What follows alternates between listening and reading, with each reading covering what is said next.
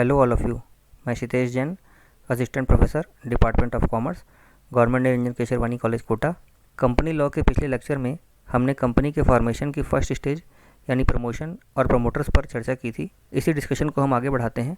हमारा आज का टॉपिक है incorporation of A company, capital, subscription and commencement of business. आज के लेक्चर में हम देखेंगे कि कंपनी का निर्माण या फॉर्मेशन कैसे होता है, इनकॉर्पोरेशन प्रोसेस में किन औपचारिकताओं को पूरा किया जाता है, इनकॉर्पोरेशन का कंपनी के अस्तित्व पर क्या प्रभाव पड़ता है। इसके लिए हम Jubilee Cotton Mills Limited versus Lewis और मूसा गुलाम आरिफ वर्सेस इब्राहिम गुलाम आरिफ के केस लॉ की भी स्टडी करेंगे।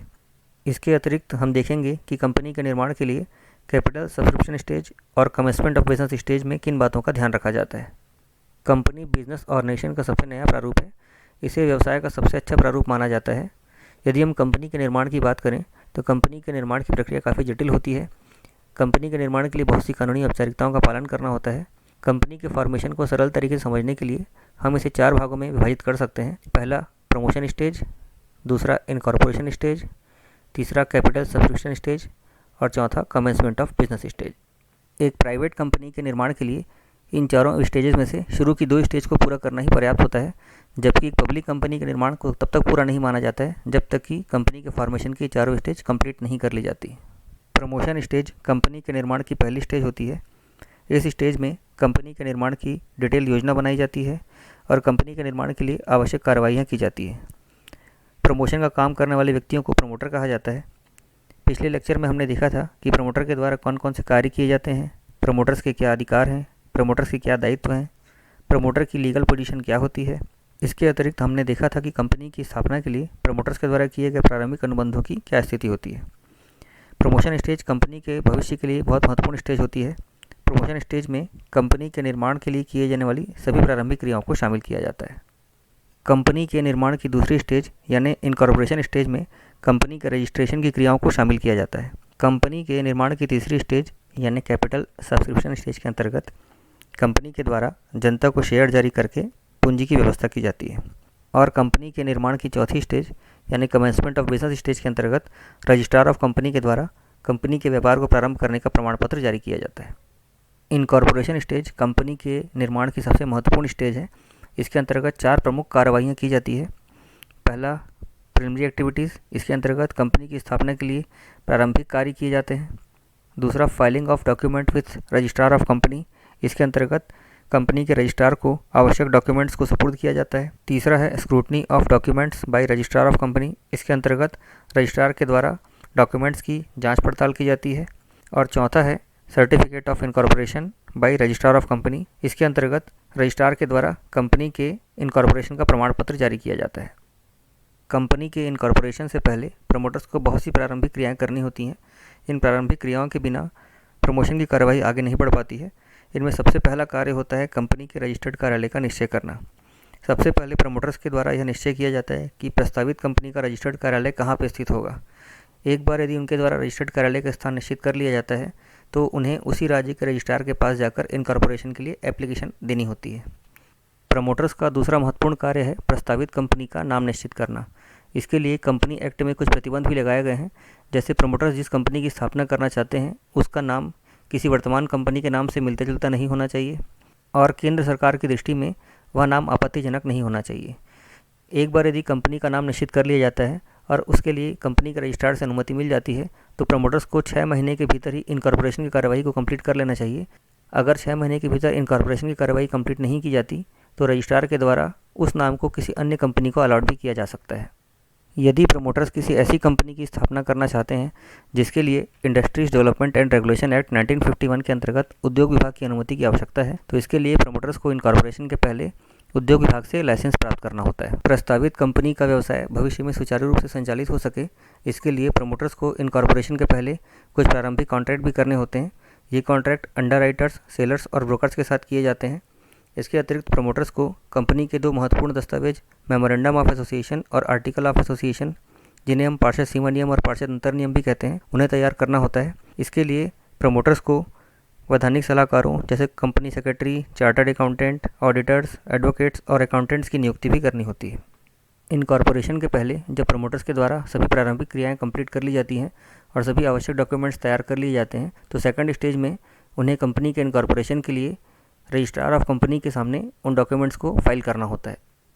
इनमें सबसे पहला डॉक्यूमेंट होता है मेमोरेंडम ऑफ एसोसिएशन या पार्षद सीमा नियम। मेमोरेंडम ऑफ एसोसिएशन कंपनी का सबसे इम्पॉर्टेंट डॉक्यूमेंट होता है। इसे कंपनी का चार्टर कहा जाता है। इसमें कंपनी के कार्य की सीमाएं बताई जाती हैं और बताया जाता है कि कंपनी के कार्य करने का दायरा क्या होगा। कंपनी इस सीमा के बाहर जाकर किसी भी प्रकार का कार्य नहीं कर सकती है। इसे बनाना सभी कंपनियों के लिए आवश्यक होता है। इसके अंतर्गत स्पष्ट और विस्तार के साथ यह बताया जाता है कि कंपनी का नाम क्या होगा, कंपनी का रजिस्टर्ड ऑफिस कहाँ पर स्थित होगा, कंपनी का निर्माण किस उद्देश्य के लिए किया जा रहा है, कंपनी के सदस्यों का दायित्व क्या होगा और कंपनी की पूंजी की संरचना कैसी होगी। मेमोरेंडम ऑफ एसोसिएशन में पब्लिक कंपनी की दशा में कम से कम 7 व्यक्तियों के और प्राइवेट कंपनी की दशा में कम से कम 2 व्यक्तियों के हस्ताक्षर होना जरूरी होता है। इसके बिना कंपनी का निर्माण नहीं हो सकता। दूसरा इम्पॉर्टेंट डॉक्यूमेंट है आर्टिकल्स ऑफ एसोसिएशन या पार्षद अंतर नियम। इसके अंतर्गत मेमोरेंडम ऑफ एसोसिएशन की सीमा में रहते हुए कंपनी के व्यवस्थित कार्य संचालन के लिए बनाए गए आंतरिक नियमों का उल्लेख किया जाता है और यह बताया जाता है कि कंपनी किस प्रकार से कार्य करेगी। इसे बनाना और रजिस्ट्रार के पास जमा करना सभी कंपनियों के लिए ज़रूरी नहीं है, परंतु private company, limited liability company और गारंटी के द्वारा लिमिटेड लायबिलिटी कंपनी के लिए इसे बनाना और फाइल करना बहुत ज़रूरी होता है। यदि कंपनी के कार्य के संचालन के लिए किसी व्यक्ति को मैनेजर या मैनेजिंग डायरेक्टर के रूप में नियुक्त किए जाने का प्रस्ताव किया जाता है तो ऐसे व्यक्ति की नियुक्ति के संबंध में किए गए कॉन्ट्रैक्ट को प्रमोटर्स के द्वारा रजिस्ट्रार के सामने प्रस्तुत करना अनिवार्य होता है। कंपनी के रजिस्ट्रार के सामने भेजे जाने वाले डॉक्यूमेंट्स में एक डॉक्यूमेंट कंपनी के प्रस्तावित डायरेक्टर्स की लिस्ट भी होती है। इस लिस्ट में कंपनी के फर्स्ट डायरेक्टर्स का नाम लिखा होता है। पब्लिक कंपनी के लिए आवश्यक है कि इस लिस्ट में कम से कम 3 नाम होना चाहिए, जबकि प्राइवेट कंपनी के लिए इस लिस्ट को भेजना आवश्यक नहीं होता है। जिन व्यक्तियों को कंपनी का फर्स्ट डायरेक्टर्स बनाया जाना प्रस्तावित होता है उनकी लिखित सहमति भी कंपनी के रजिस्ट्रार के सामने प्रस्तुत की जाती है। यदि कंपनी के आर्टिकल ऑफ एसोसिएशन में इस बात का प्रावधान किया जाता है कि कंपनी के डायरेक्टर्स के लिए क्वालिफाइंग शेयर्स लेना जरूरी है, तो प्रमोटर्स को रजिस्ट्रार के पास इस बात की घोषणा भेजनी पड़ती है कि सभी डायरेक्टर्स ने अपने क्वालिफाइंग शेयर्स ले लिए हैं। यदि किसी कारण से किसी डायरेक्टर ने क्वालिफाइंग शेयर नहीं लिए होते हैं तो इस बात की रिटर्न कंसर्न भी भेजनी होती है कि डायरेक्टर्स निर्धारित समय में अपने क्वालिफाइंग शेयर्स ले लेंगे और आवश्यक राशि का भुगतान कर देंगे। परंतु प्राइवेट कंपनी के लिए इस प्रकार के क्वालिफाइंग शेयर्स को लेना आवश्यक नहीं होता है। इनकॉर्पोरेशन के लिए भेजे जाने वाले डॉक्यूमेंट्स के साथ कंपनी के रजिस्टर्ड कार्यालय की सूचना भी भेजी जाती है। इन सभी डॉक्यूमेंट्स के साथ कंपनी के इनकॉर्पोरेशन के लिए रजिस्ट्रार ऑफ कंपनी के ऑफिस में एक वैधानिक घोषणा भी फाइल करना जरूरी होता है, जिसमें यह लिखा रहता है कि कंपनी के इनकॉर्पोरेशन के लिए सभी आवश्यक औपचारिकताएं पूरी कर ली गई हैं। इस घोषणा पत्र में कंपनी के secretary, manager, managing director, director या कंपनी के निर्माण से संबंधित किसी चार्टर्ड अकाउंटेंट या किसी एडवोकेट का साइन होना जरूरी होता है। जब कंपनी के इनकॉर्पोरेशन के लिए सभी important document registrar of company के ऑफिस में फाइल कर दिए जाते हैं तो थर्ड स्टेज में रजिस्ट्रार ऑफ कंपनी के द्वारा उन सभी डॉक्यूमेंट्स की जांच पड़ताल की जाती है। यदि उन डॉक्यूमेंट्स में किसी प्रकार की कमी रहती है तो उसे दूर करने का अवसर प्रदान किया जाता है। यदि डॉक्यूमेंट्स में कोई त्रुटि हो जाती है तो उन डॉक्यूमेंट्स को वापस लौटा दिया जाता है और आवश्यक सुधार के पश्चात उन डॉक्यूमेंट्स पर कार्रवाई की जाती है। कंपनी एक्ट में यह प्रोविज़न किया गया है कि जब कंपनी के इनकॉर्पोरेशन के लिए सारी कंडीशंस कंप्लीट कर ली जाती हैं और सारे डॉक्यूमेंट्स की रजिस्ट्रार ऑफ कंपनी के द्वारा जांच पड़ताल कर ली जाती है तो registrar of company certificate of incorporation जारी करने से मना नहीं कर सकता है। यदि रजिस्ट्रार के द्वारा सर्टिफिकेट जारी करने से मना किया जाता है तो कोर्ट में याचिका प्रस्तुत की जा सकती है। सामान्य कंडीशन में सभी लीगल फॉर्मेलिटीज़ को कंप्लीट हो जाने के बाद और रजिस्ट्रार के द्वारा सारे डॉक्यूमेंट्स की जांच पड़ताल होने के बाद रजिस्ट्रार के द्वारा सर्टिफिकेट ऑफ इनकॉर्पोरेशन जारी कर दिया जाता है। इनकॉर्पोरेशन सर्टिफिकेट मिलते ही कंपनी एक रजिस्टर्ड संस्था बन जाती है। अब हम देखते हैं कि इनकॉर्पोरेशन का कंपनी के अस्तित्व पर क्या प्रभाव पड़ता है। इनकॉर्पोरेशन का पहला महत्वपूर्ण प्रभाव पड़ता है कि इनकॉर्पोरेशन होते ही कंपनी को सेपरेट लीगल एंटिटी मिल जाती है और कंपनी अपने मेंबर्स से अलग कॉर्पोरेट पर्सनालिटी बन जाती है। कंपनी के इनकॉर्पोरेशन होते ही वह एक आर्टिफिशियल पर्सन की श्रेणी में आ जाती है और कंपनी एक व्यक्ति के समान ही व्यापार कर सकती है, संपत्तियों का क्रय विक्रय कर सकती है और अन्य व्यक्तियों से कॉन्ट्रैक्ट कर सकती है। दूसरा महत्वपूर्ण प्रभाव होता है कि इनकॉर्पोरेशन के बाद कंपनी को एक व्यक्ति के समान व्यवसाय की संपत्ति पर स्वामित्व मिल जाता है। कंपनी की संपत्ति कंपनी के सदस्यों की संपत्ति नहीं मानी जाती है। इनकॉर्पोरेशन का तीसरा प्रमुख प्रभाव होता है कि कंपनी को परपेचुअल सक्सेशन मिल जाता है। इसका अर्थ है कि कंपनी का अस्तित्व शाश्वत हो जाता है, यानी कंपनी के किसी सदस्य की यदि मृत्यु हो जाती है या वह पागल हो जाता है या वह इंसॉल्वेंट हो जाता है तो ऐसी स्थिति में कंपनी का अस्तित्व समाप्त नहीं होता है और कंपनी को कंपनी एक्ट के द्वारा निर्धारित प्रावधानों के अनुसार ही वाइंडिंग अप किया जा सकता है। इनकॉर्पोरेशन के बाद चूंकि कंपनी को सेपरेट लीगल एंटिटी मिल जाती है, इसलिए कंपनी अपने व्यवसाय के लिए स्वयं जिम्मेदार होती है। यदि कंपनी के कार्य से किसी भी पक्ष को हानि होती है तो वह व्यक्ति कंपनी पर कोर्ट में केस कर सकता है और इसी प्रकार कंपनी भी किसी पक्ष के विरुद्ध कोर्ट में केस कर सकती है। कंपनी के इनकॉर्पोरेशन होने से शेयर होल्डर्स का दायित्व तो उनके द्वारा खरीदे गए शेयर्स के अंकित मूल्य तक सीमित हो जाता है।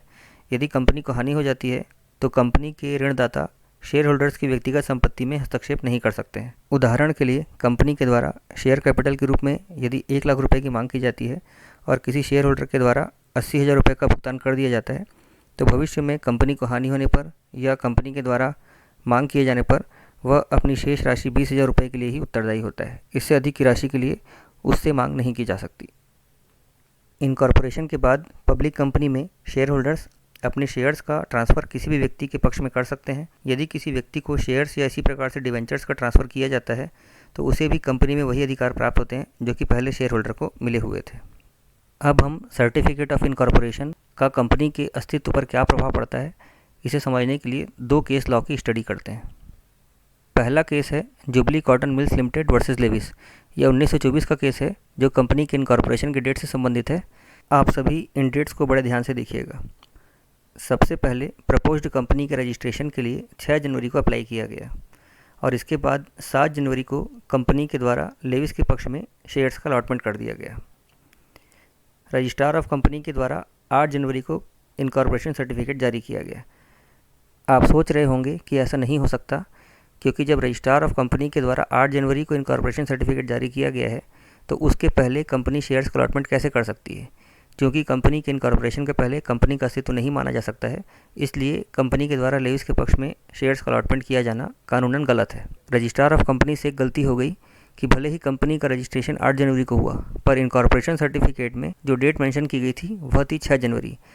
इसका अर्थ है कंपनी के रजिस्ट्रेशन के लिए जिस डेट को अप्लाई किया गया था उसी डेट पर कंपनी के इनकॉर्पोरेशन का सर्टिफिकेट जारी कर दिया गया। यह विवाद कोर्ट में गया और कोर्ट ने लेविस के पक्ष में फैसला देते हुए कहा कि कंपनी का इनकॉर्पोरेशन चूँकि 6 जनवरी को हो गया था, इसलिए कंपनी इनकॉर्पोरेशन के तुरंत बाद 7 जनवरी को शेयर्स का अलॉटमेंट कर सकती है। इसलिए कोर्ट ने लेविस के पक्ष में 7 जनवरी को अलॉट किए गए शेयर्स को सही माना। दूसरा केस है मूसा गुलाम आरिफ वर्सेस इब्राहिम गुलाम आरिफ। यह 1913 का केस है। इस केस में कंपनी के रजिस्ट्रेशन के लिए सौंपे गए डॉक्यूमेंट्स में किए गए साइन के आधार पर कंपनी के अस्तित्व को चुनौती दी गई थी। हम सभी जानते हैं कि पब्लिक कंपनी के रजिस्ट्रेशन के लिए कम से कम 7 व्यक्तियों के हस्ताक्षर का होना जरूरी होता है। इस केस में कंपनी के रजिस्ट्रेशन के लिए सौंपे गए डॉक्यूमेंट्स में जो 7 व्यक्ति थे उनमें से 2 व्यक्ति मेजर थे और 5 व्यक्ति माइनर थे। 2 मेजर व्यक्तियों ने रजिस्ट्रेशन के समय डॉक्यूमेंट्स पर हस्ताक्षर कर दिए। चूँकि माइनर व्यक्ति रजिस्ट्रेशन के डॉक्यूमेंट्स पर हस्ताक्षर नहीं कर सकता, इसलिए उन 5 माइनर्स की ओर से उनके गार्जियन ने हस्ताक्षर कर दिए। यह मामला कोर्ट में गया। कोर्ट में विरोधी पक्ष ने कहा कि माइनर व्यक्ति किसी भी डॉक्यूमेंट्स पर साइन नहीं कर सकता है, इसलिए उनके बिहाफ में उनके गार्जियन के द्वारा किया गया साइन भी गलत है। रजिस्ट्रार ऑफ कंपनी से गलती हुई है और रजिस्ट्रार ऑफ कंपनी के द्वारा जारी किया गया इनकॉर्पोरेशन सर्टिफिकेट भी गलत है। इस आधार पर कंपनी को अमान्य किया जाए। इस केस में भी कोर्ट ने रजिस्ट्रार ऑफ कंपनी के द्वारा जारी किए गए इनकॉर्पोरेशन सर्टिफिकेट को सही बताया। इन दोनों ही केस में कोर्ट ने निर्णय दिया कि रजिस्ट्रार ऑफ कंपनी के द्वारा आवश्यक जांच पड़ताल करने के बाद ही सर्टिफिकेट ऑफ इनकॉर्पोरेशन जारी किया जाता है। इसलिए रजिस्ट्रार ऑफ कंपनी के द्वारा जारी किया गया सर्टिफिकेट ऑफ इनकॉर्पोरेशन एक कंक्लूसिव एविडेंस है। यदि रजिस्ट्रार ऑफ कंपनी से किसी भी स्तर पर गलती हो गई हो और उसके बाद भी सर्टिफिकेट ऑफ इनकॉर्पोरेशन जारी कर दिया गया हो तो उसे सही माना जाएगा और कंपनी का इनकॉर्पोरेशन कंपनी लॉ के अनुसार माना जाएगा।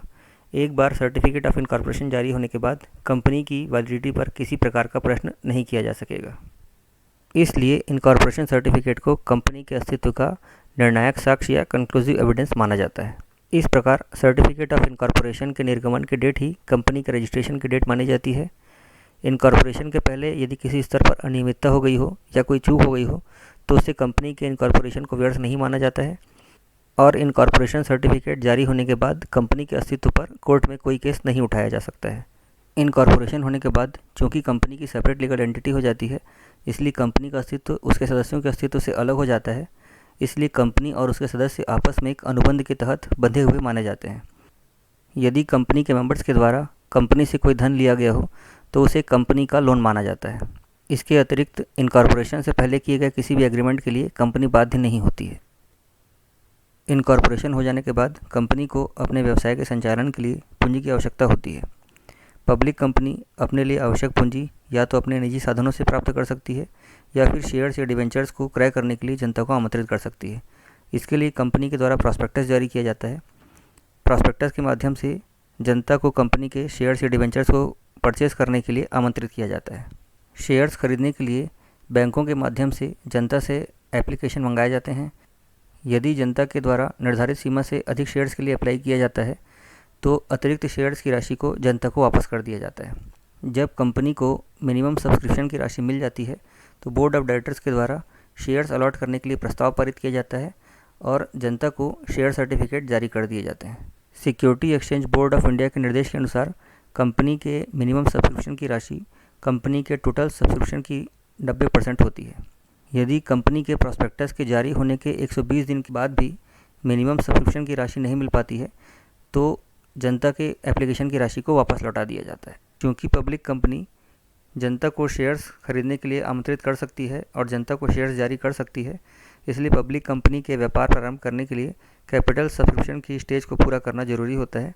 इसके बाद व्यापार प्रारंभ करने का प्रमाण पत्र जैसे ही कंपनी को मिल जाता है उसके बाद पब्लिक कंपनी अपना व्यापार शुरू कर सकती है। प्राइवेट कंपनी अपने शेयर्स परचेस करने के लिए जनता से मांग नहीं कर सकती है, इसीलिए प्राइवेट कंपनी को जैसे ही सर्टिफिकेट ऑफ इनकॉर्पोरेशन मिल जाता है वैसे ही कंपनी का निर्माण कार्य कंप्लीट मान लिया जाता है और प्राइवेट कंपनी इनकॉर्पोरेशन के तुरंत बाद अपना व्यापार शुरू कर सकती है। कंपनी के इनकॉर्पोरेशन की चौथी और अंतिम स्टेज है कमेंसमेंट ऑफ बिजनेस स्टेज। इस स्टेज में कंपनी के इनकॉर्पोरेशन के लिए कुछ कानूनी औपचारिकताओं को पूरा करना जरूरी होता है। प्रॉस्पेक्टस जारी करने वाली कंपनीज के लिए यह प्रतिबंध लगाया गया है कि उन्हें न्यूनतम कैपिटल सब्सक्रिप्शन की राशि प्राप्त करनी होती है, डायरेक्टर से क्वालिफिकेशन शेयर्स का भुगतान प्राप्त करना होता है, स्टॉक एक्सचेंज से आवश्यक अनुमति प्राप्त करनी होती है और इसके अतिरिक्त कंपनी के डायरेक्टर या सचिव के द्वारा तीनों शर्तें पूरी होने की वैधानिक घोषणा भी करनी होती है। प्रॉस्पेक्टस जारी न करने वाली कंपनियों के लिए यह प्रतिबंध लगाया गया है कि उन्हें प्रॉस्पेक्टस के स्थान पर statement in lieu of prospectus को रजिस्ट्रार के पास प्रस्तुत करना होता है, डायरेक्टर से क्वालिफिकेशन शेयर्स का भुगतान प्राप्त करना होता है और इसके अतिरिक्त डायरेक्टर या सेक्रेटरी के द्वारा दोनों शर्तें पूरी होने की वैधानिक घोषणा भी करनी होती है। इसके बाद रजिस्ट्रार ऑफ कंपनी के द्वारा सभी डॉक्यूमेंट्स की जांच पड़ताल की जाती है और सभी लीगल फॉर्मेलिटीज़ की पूरा होने के बाद रजिस्ट्रार के द्वारा certificate of commencement of business को इशू कर दिया जाता है। रजिस्ट्रार के द्वारा certificate of commencement of business जारी होने के बाद कंपनी के फॉर्मेशन की सारी प्रक्रिया पूर्ण हो जाती है और कंपनी अपने व्यवसाय को प्रारंभ कर सकती है। इस प्रकार आज के लेक्चर में हमने देखा कि कंपनी का निर्माण कैसे किया जाता है और हमने कंपनी के फॉर्मेशन की चारों स्टेज पर विस्तार से चर्चा की।